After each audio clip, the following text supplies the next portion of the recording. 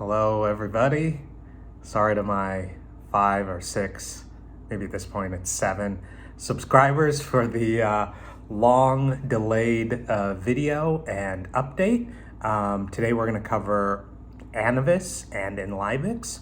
And as you may have seen over the last few weeks, both stocks have plummeted. So we're going to go over why.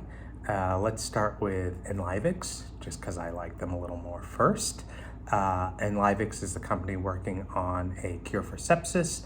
Their drug, Alicetra, came out with data that was a little mediocre, but the CEO kind of blew it. I'd say the company blew it with respect to the data announcement. They didn't do a data call with investors immediately. They delayed that a day. And I think there was a lot of confusion around the data. I think there still is some confusion around the data.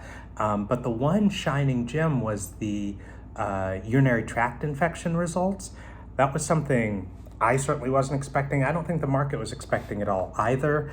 They showed something like a 90% reduction in sepsis. I mean, it was very impressive.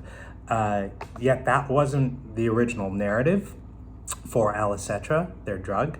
As a result, I think the market wasn't, they kind of shoulder shrugged it. But it is exciting data with respect to UTI.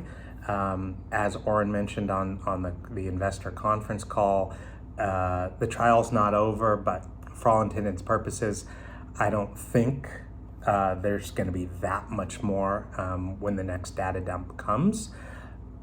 The reason I would argue that the stock fell off is really twofold. It's the data was mediocre, but then the pivot is really going to be huge for a phase 3. It's going to cost a lot of money. The company doesn't have a ton of money, and they're going to have to dilute shares by raising.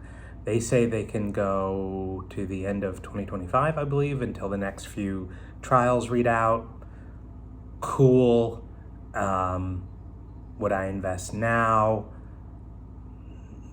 Well, this isn't financial advice, but after doing research, I think you might come to the similar conclusion that I came to, which is the risk is just a lot higher, and unless there's a huge pivot onto all just as a UTI front, and the phase 3 is UTI exclusively, and the company shifts its marketing and managing to urinary tract infections, and how that prevents sepsis. How stopping it early prevents sepsis, or once you get sepsis through a UTI, the cure rates from that. I'd stay away from Enlivex. So, number one. Number two, Annovis. As I guess will pat myself on the shoulder, correctly predicted, they were late with their data, and I think this is a result of management. Could I do a better job, than Maria, the CEO? No, but others can. The problem with Annovis is it turns out they have a bad drug and they have poor management. Those two are deadly. You might be able to get away with it in a space like crypto or even the regular markets for a while, but within biotech, it's done. So Annovis was late on their data release. That sent the stock down from, $12-15 into the 7 to 9 range. It rebounded the weekend before, or the week before the data release, shot as high as 18, and then the announcement, and the stock just, it's done for all intents and purposes. As I said in the previous video, I think Maria failed, and the company failed to not raise adequate capital when the stock was trading higher. They raised $50 million and diluted with 1 million shares. Come on, guys. This is basic, right? You've got an Alzheimer's disease and a Parkinson's disease phase 3.